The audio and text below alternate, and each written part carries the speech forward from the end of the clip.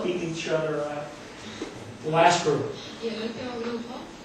And this totals 100%. The price-driven group is a different kind of body.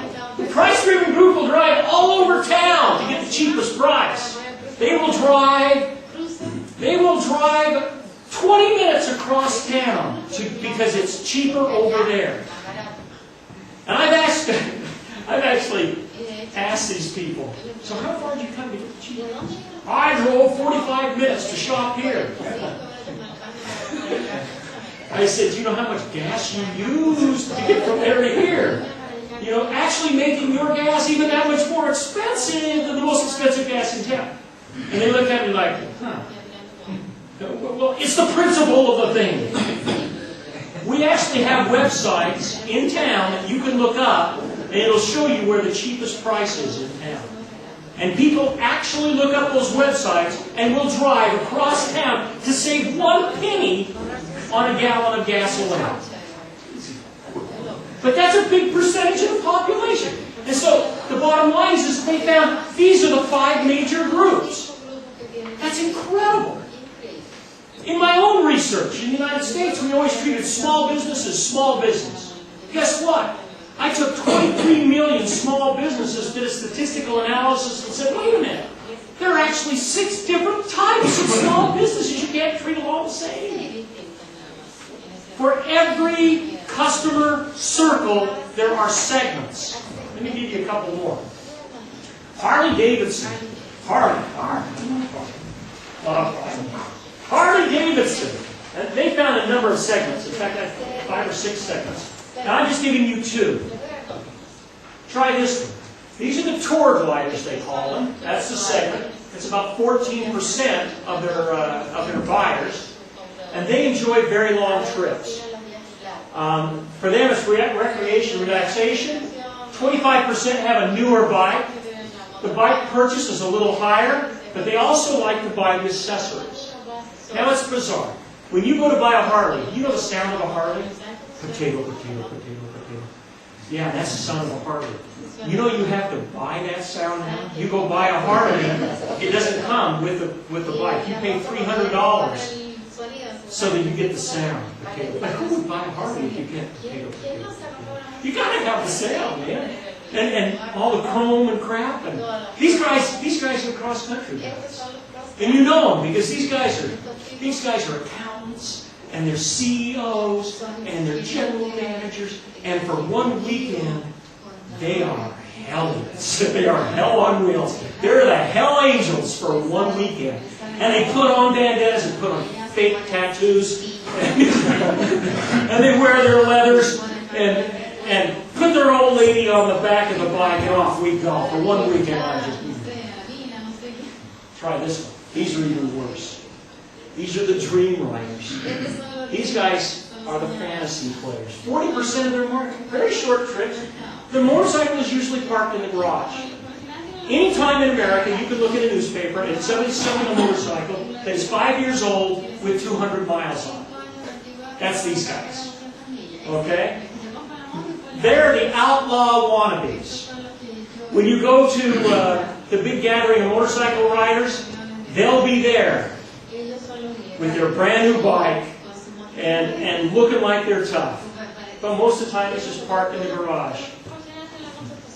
31% have newer bikes, they don't spend quite as much, and they don't spend quite as much on accessories. But that's 40% of your market. Now if I'm Harley, and these guys are outlaw wannabes, I'm going to try to sell the bad boy image. And that's the image that Harley really tries to sell. And you know the image they're trying to sell right now? It's another segment. It's the bad girl image. Because the women riders, they're trying to get them. And when you go to the big motorcycle conventions, there's a whole segment of the population. Women riding big old Harleys. Yeah. Every customer circle has segments. Oh, this one's a great example. These guys, how many products did they have? Some 100,000 products. And it's what they did was cost plus pricing for their products. They had just all kinds of little products. 100,000 little products. And they did cost plus a margin pricing. But what they did was, they decided is what they would do is that they divided them up into segments. Partially differentiated. And this is partially differentiated, this is differentiated, this is special classes. And they found that they could charge higher margin on some of their products. They segmented 100,000 items that they sold into how differentiated they were from the other products on the market. And then put the margins accordingly. And their profits, huge increase in profits. The customers were willing to pay it. Because when you have a highly differentiated product, customers were willing to pay more. All right? Again, there's an example of segmentation. Legos, this is incredible. You guys know Legos. Yeah? They're all over the world. They found that boys play differently with Legos than girls do. Boys build things to smash them. Boys will build castles to smash them. Girls build things so that they last forever. And it's just a fact. And so what they did was they created girl Lego kits and boy Lego kits. And they try to keep them separate. Because the boys will smash the girls. And the girls aren't happy with that because they built their little castles or cars or whatever they're going to build. And they'll put them on the shelf. And that's exactly what that Lego is supposed to be. And they don't change it. And so, two different segments to the market. Here's one of my favorites.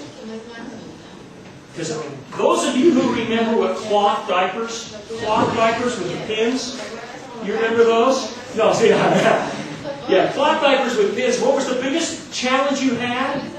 Not to pin the diaper to the baby. That was the biggest challenge. And you always had, stinky, messy. Remember when the first disposable diaper came out? They were ugly, and they were one size fits all, and they were just basically, there was nothing to them. One size fits all. Well, the company that produced these things said, now wait a minute, we can produce different kinds of disposable diapers. So we have them for newborns, and they're about this big. We have them for infants, they're a little bit larger.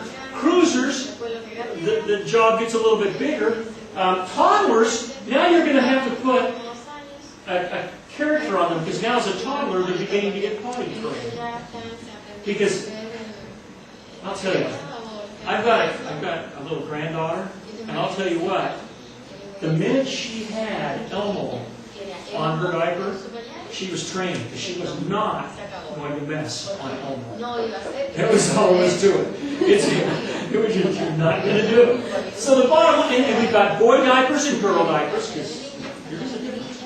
And the bottom line is that they, and not only that, but then we've got these down here for old folks too. I think put those up here. For old folks too.